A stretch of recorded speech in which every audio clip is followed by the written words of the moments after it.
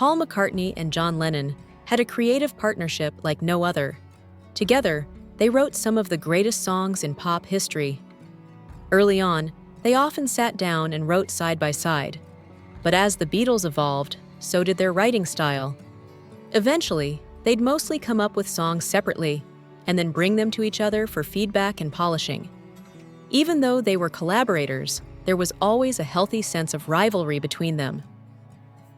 In a 1980 interview, John talked about that dynamic, saying he felt like he took the lead in the band's early years.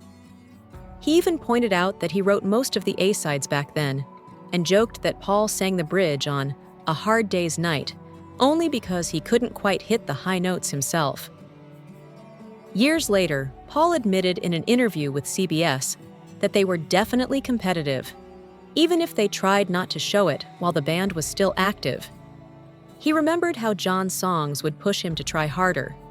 For instance, when Lennon came up with Strawberry Fields Forever, Paul was inspired to write Penny Lane, both of them drawing from memories of their hometown in Liverpool. Though Penny Lane had appeared in John's early draft of In My Life, Paul eventually turned it into its own song during the Sgt. Pepper sessions. The tune is filled with details from everyday life in his neighborhood, capturing the charm of familiar places.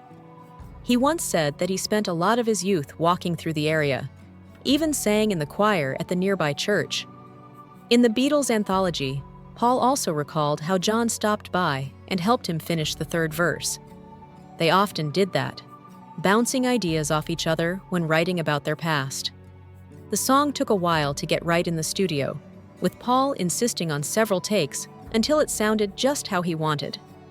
Penny Lane was released in early 1967, paired with Strawberry Fields Forever.